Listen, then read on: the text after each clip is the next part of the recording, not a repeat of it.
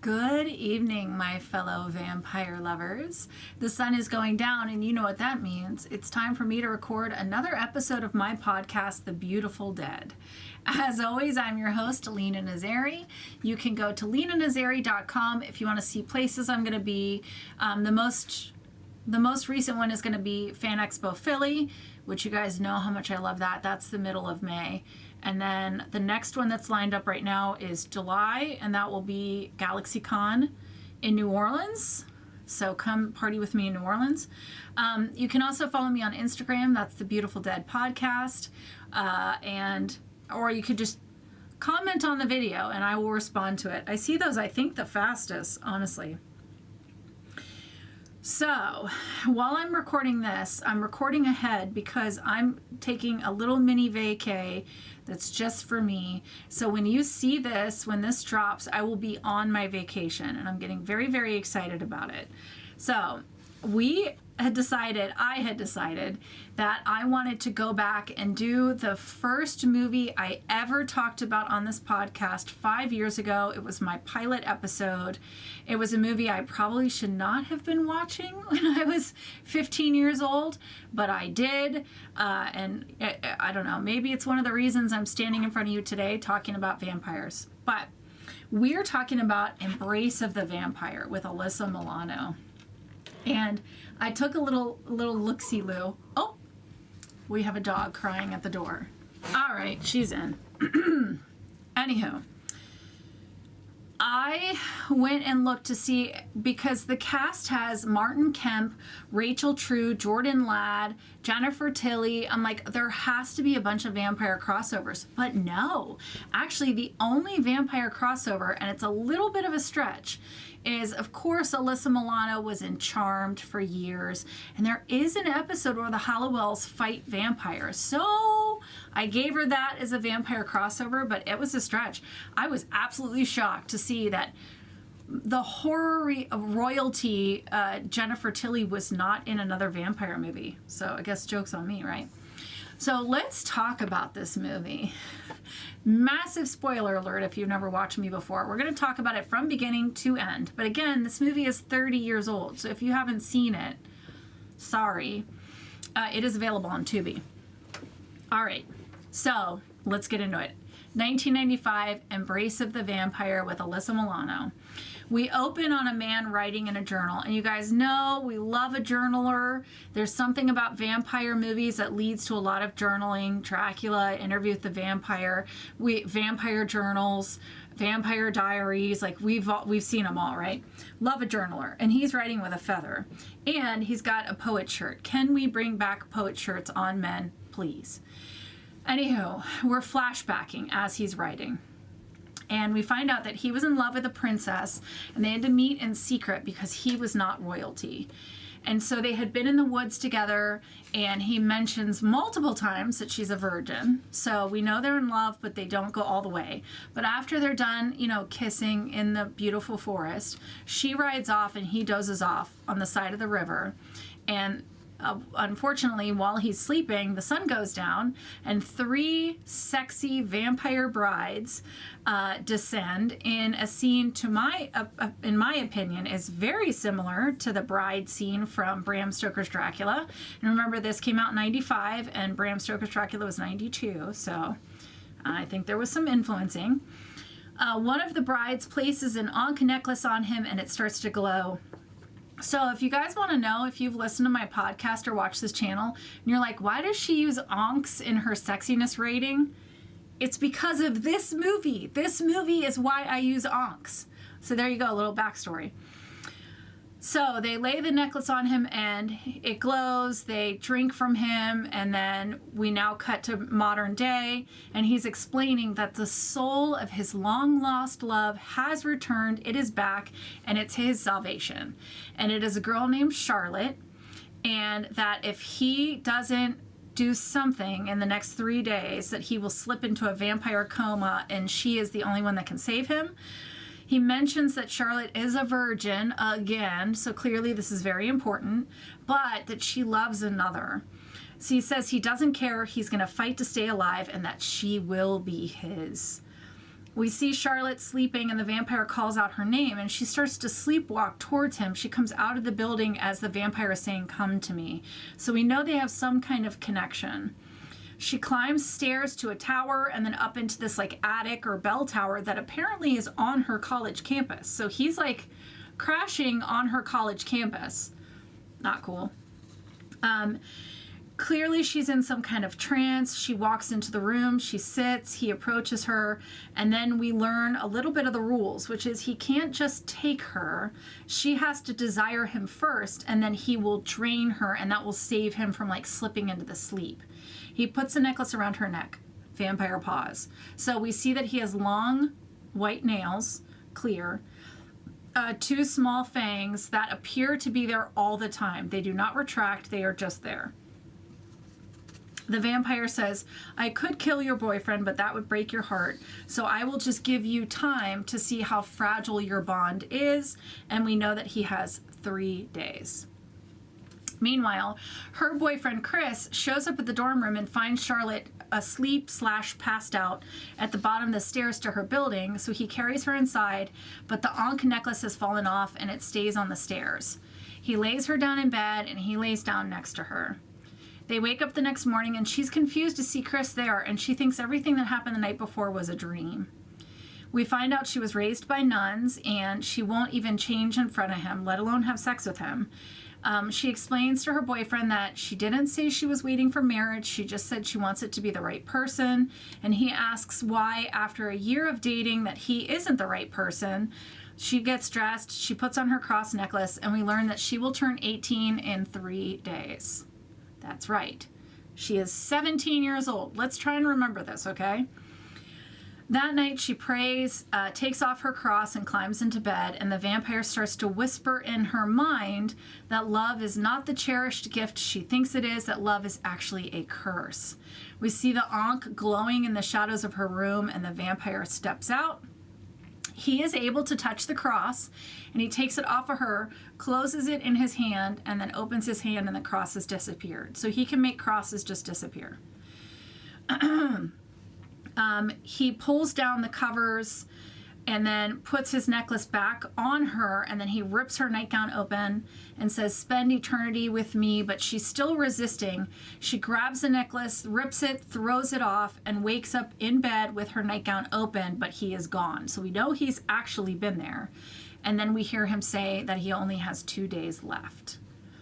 The next morning, she meets up with her friend Nicole and Nicole's friend Eliza. And obviously, Liza is the sassy one, and she's very proud of her sexuality. And Charlotte is very uncomfortable with all the sex talk. We see a man leave the room of Sarah on the dorm floor, and Sarah follows out. They're both scantily clad, and we find out that Sarah is a photographer and has a different model in her room every night. And then we get some fire 90s writing. Oh, this is cute. The campus virgin defending the campus nympho. Charlotte later is searching for her cross, but she can't find it, and instead Nicole finds the Ankh. And Charlotte says, "Wait, this was in my dream." And then she describes the dream. And we are 29 minutes in, and we first get the word vampire when Charlotte says, "I think the man in my dream was a vampire." So Nicole says, "Well, maybe the dream is telling you to play the field and have some fun." So Nicole puts the Ankh on Charlotte and says, "Come with me to this party. You need to loosen up." At the party, Charlotte sits and she's approached by a boy, and he gets her a soda and he gives it to her with the cap off. Please, everybody, if you're handed a drink that you did not see being made and the cap is off, it's already open, anything, please don't drink it, okay? Please. Don't worry about being rude. If someone hands you a soda and it's already open, don't drink it. I'm just saying. This boy, his name's Milo, teaches Charlotte that the Ankh around her neck, what it is, that it means like eternal life, and it supposedly has powers. And then Liza sees that Milo's talking to Charlotte and she's not happy. So she approaches and tells Milo, "You're supposed to be spending time with me." So they leave together to go smoke. So the Ankh slowly starts to glow, and suddenly Charlotte is in an empty room, and she leaves and climbs the stairs like kind of in a trance, and she goes up to the roof and the vampire is there. She has cut her finger and he wants to taste it, but he controls himself, having her taste her own blood instead. And then he explains to her that her necklace has powers. They kiss, but it's interrupted by Nicole, who runs up onto the roof. She sees Charlotte, but the vampire is gone. Nicole takes Charlotte to meet a boy, and then Nicole goes off with her own boy and leaves her friend alone, which not cool. The boy with Charlotte, his name is Jonathan.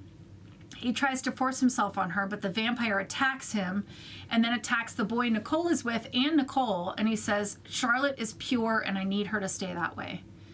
Meanwhile, Chris is having a dream and he sees Charlotte having sex with the vampire.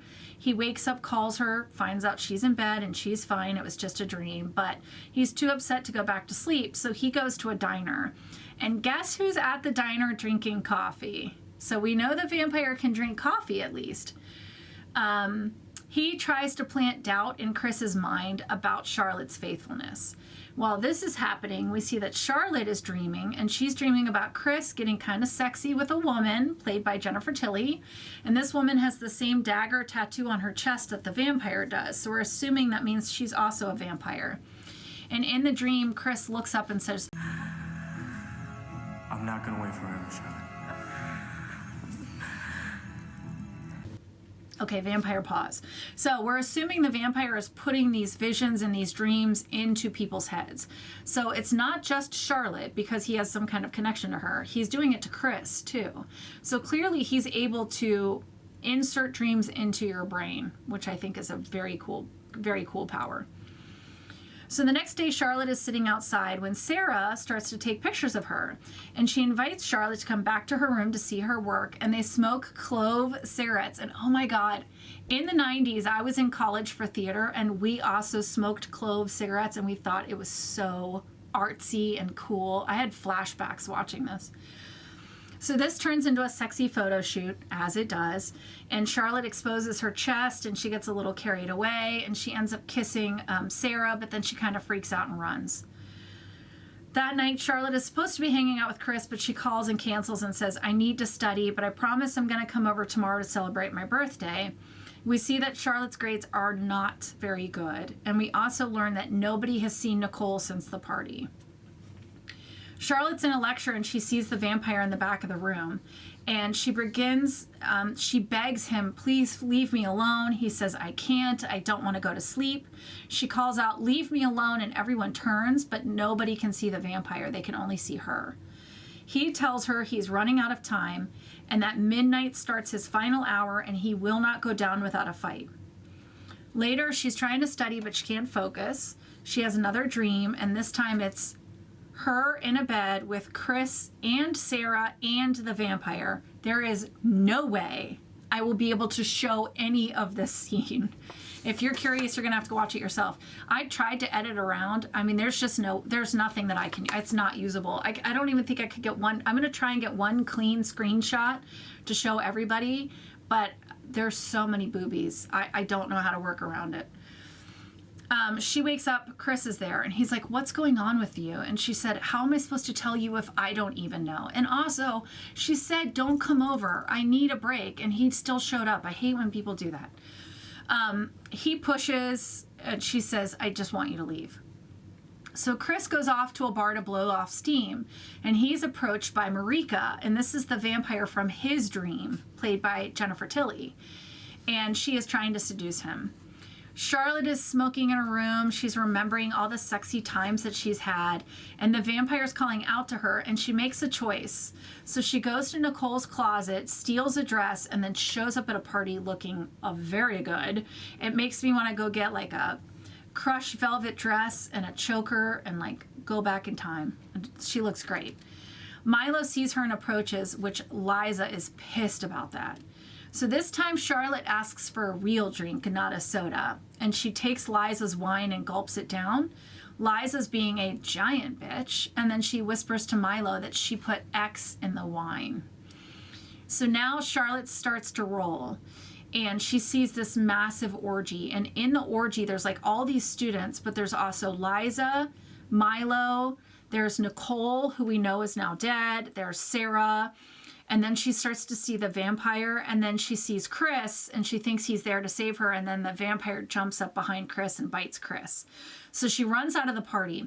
And let's remember, this young lady is not only under a vampire's trance, but she's just gulped down 2 glasses of wine, and she's rolling on X. So she probably should not be alone. Meanwhile, vampire Jennifer Tilly is trying to seduce Chris, but he resists. Charlotte goes to Sarah, starts to hit on her, but she is not acting like herself. And then she bites Sarah. So she bites Sarah's lip. So Sarah runs out. Sarah runs out as Milo approaches to make sure that Charlotte's okay. And Charlotte's acting all horned up just as Eliza walks up and slaps Charlotte. So Milo pieces out, like he's not dealing with this. Charlotte gives Liza a nice kick to the stomach and then dips into her room and slams the door and locks it. So Liza's pounding on the door when the vampire comes up and starts slamming her head against Charlotte's door and then licks up the blood. So now it's 9 o'clock. So we know that the vampire has 3 hours left. The Ankh glows on Charlotte. The vampire is like writhing around the floor in agony, and he's having these flashbacks to the night that he was turned. And if you've never seen it, obviously I'm going to share it, but I don't know how else to describe it other than writhing. I'm not super sure what he's doing, but clearly he's in agony. Chris returns to the campus just as Charlotte climbs the stairs to the vampire's tower. Chris follows not too far behind her, somehow knowing exactly where Charlotte is. He walks in on the vampire feeding on her, and we get hissing. You know I hate that. And the vampire says, "Will you die for her?" And then he lays her down, and he kind of doubles over in pain. And then he shoots lightning out of his fingers at Chris, who goes down, but it's too late because now the clock is striking midnight. Where did the last 3 hours go? What have you been doing for the last 3 hours? I don't understand. It was 9 o'clock and now it's 12. So he crawls to Charlotte and she opens her eyes and says, "Chris." And the vampire begs her to think of him instead of Chris. But then again, she says, "Chris." So the vampire knows he's out of time. He has not won her heart. He feels bad. He's telling her, if you take this love into eternity, you're going to suffer just like I did. So he rips the necklace off of her and says, "Once more I let you go." and then he disappears. So she wakes up, she goes to Chris, he wakes up and asks if she's okay, and she says she is, and then they kiss and love saves the day, just in time for her to turn 18. Yeah, let's remember that this girl is 17 through this whole movie. But the movie ends with the vampire crawling to his journal, holding the necklace as the pages flip, and he slips into a vampire coma. And that is the end. So let's talk about tropes I love and tropes I hate. Hate hissing vampires. I don't know how that ever got started, but it gets used a lot in vampire stuff. So I hate it. It always stands out to me. And now you're going to notice it because I don't know why everybody insists on doing it. I'm not a huge fan of Saved by Love, but I do love the long lost love reincarnated coming back trope.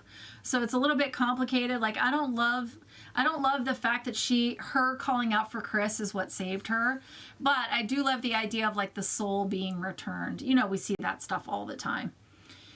I also love the limited timeline trope. You know, you have 3 days to blah, blah, blah. I always love that trope. And it gets used with vampires a lot, especially if there's like a curse that he's under or something.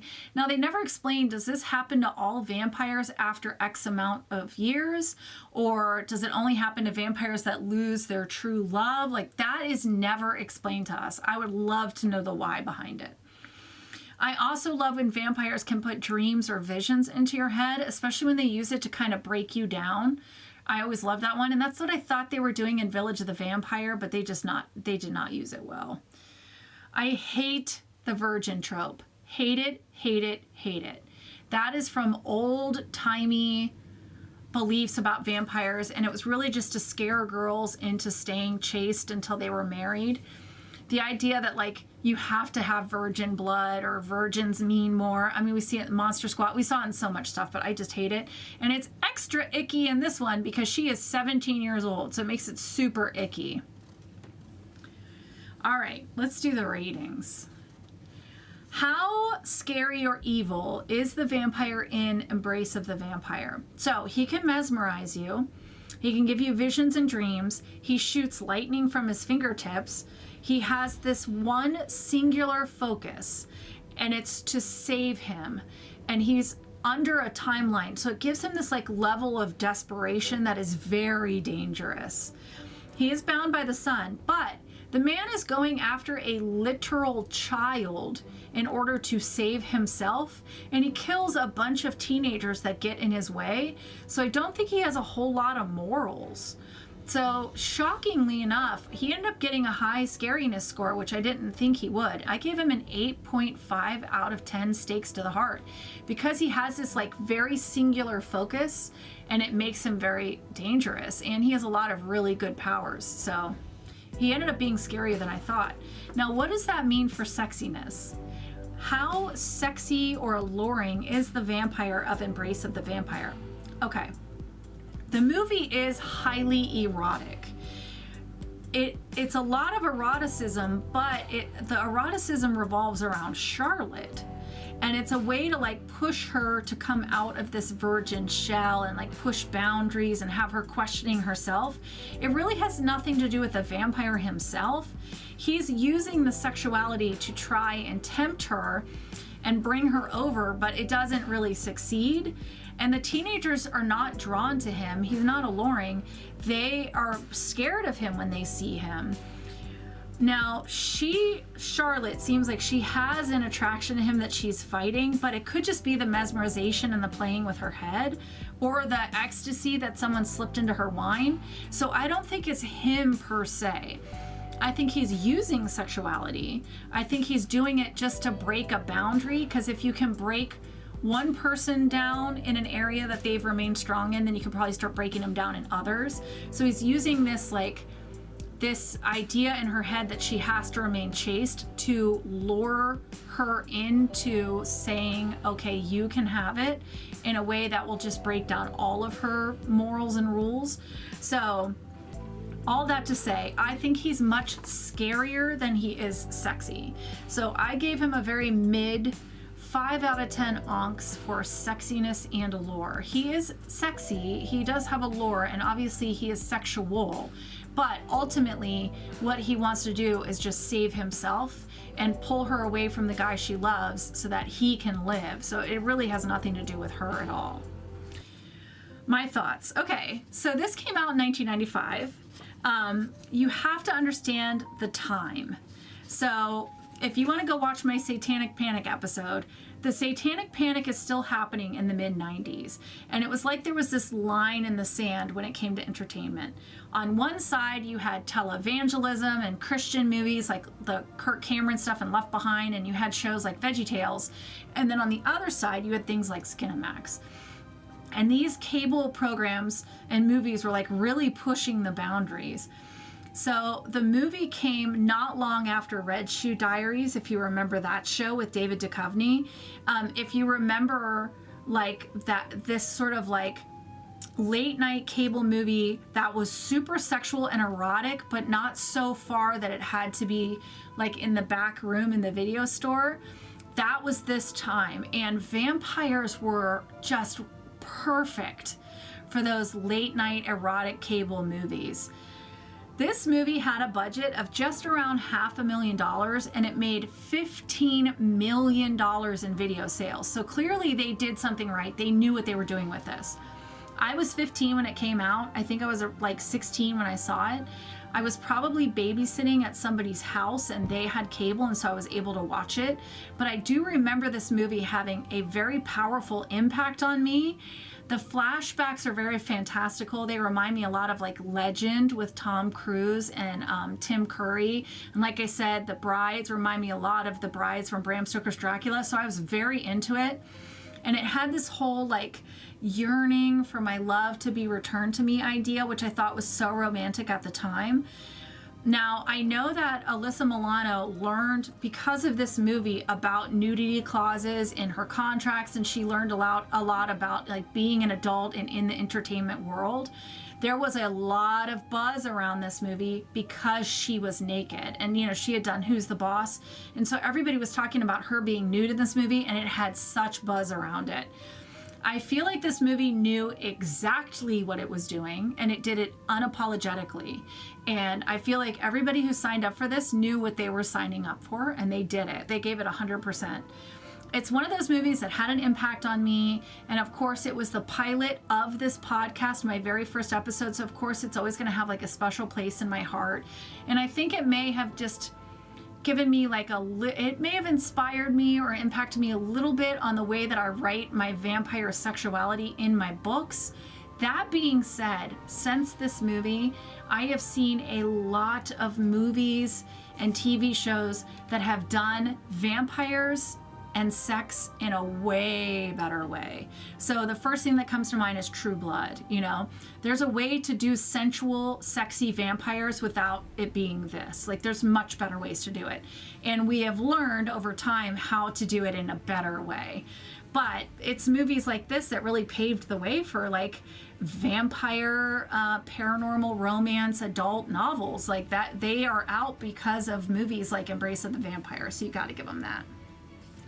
Next week, we're going to do another one that has been popping up for me on my Prime watch list. We're going to take a break from the DVDs and get back to my Prime watch list because it is growing by the second. And this one keeps popping up for me. It's called Vamp You. It is on Prime. It's free. I have no idea. I don't know if this is going to be good, bad. I have no idea. I will say, you know, I have found some great horror comedies on Prime, so I'm hoping this is one of them. But who knows? It may be awful, and it wouldn't be the first awful movie we've ever sat through for this podcast. So go check it out. Come back next week. I'll be back from my vacation, and we are going to talk about Vamp You. In the meantime, I wish you wicked hugs and bloody kisses. Good evening. And big finish.